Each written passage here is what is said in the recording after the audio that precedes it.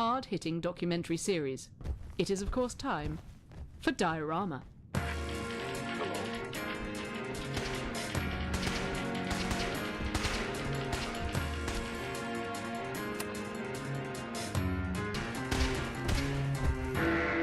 You're listening to Diorama with your host, Susan Life Reed. signs detected. Today is the first part in my 18-part series about President Drumpf. Most of you may realise who President Drumpf was. He was indeed the last president before the Great Wars. But how many of you know President Drumpf? We all know the results of his presidency, but do we know the man?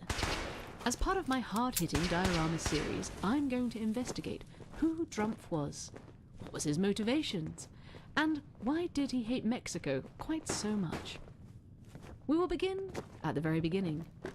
Drumpf was, by his own admission, a poor child, inheriting a mere $16 million from his father. Human junk is However, useless. he did not let this apparent poverty stop him.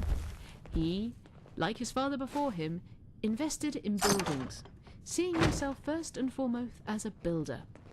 He created his first edifice at the mere age of 18 years old by building Drumpf Towers.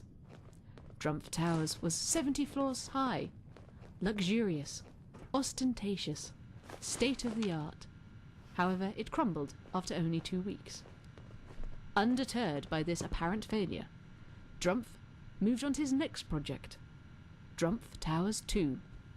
90 floors, more luxurious, more ostentatious, more state-of-the-art, with a better This quality. place. This building lasted 3 weeks.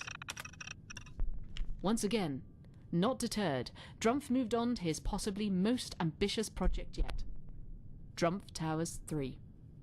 Even more luxurious, even more ostentatious, even more state-of-the-artier. This one stayed up. It was, however, only 2 floors tall. Buoyed by this success, Drumpf branched out into the synthetic meat industry. Due to shortages in the cattle supply from the massive deforestation of the South Americas, Drumpf created some of the most popular meat substitutes of the age. However, after the Department of Health looked into Drumpf's most popular product, Synthegal, found to contain 50 banned ingredients including but not limited to human hair, wood shavings and badger bile, the synthetic meat industry fell into disrepute, and Drumpf's businesses failed. Believing Mexican labourers in his factories were to blame for his failings, Drumpf took the next logical step and ran for office. As a man of the people, who spoke his mind no matter what, and had all the best words, Drumpf became the people's choice. And in January 2050, Drumpf was sworn in as President of the United States of wrong. America. Too much machine. The celebrations lasted for many days. For Drumpf, that is. True to his campaign promise of protecting American interests, Drumpf used his considerable building expertise, giving his own company the government contract to build a 12-foot wall on the border with Mexico. And due to an over-ordering of the materials, a wall on the border with Canada.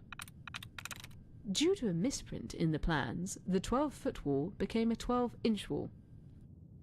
Drumpf blamed the Mexican labourers he had hired for the project, but it was not all glory for America. Resources were stretched thin. The European Commonwealth was tearing itself apart, and China was on the rise. In 2051, seeking to protect America's business interests, Drumpf began to exert increasing pressure on Mexico. Citing the political instability in the region and pollution stemming from Mexico as a threat to the United States. Fearing the chaos of the wider world would soon encroach upon American borders, Drumpf took the surprising choice to order the full-scale invasion of Mexico, stating, what is now a very famous phrase, "Their little wall won't keep us out."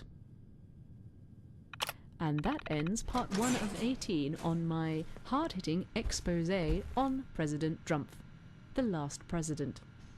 And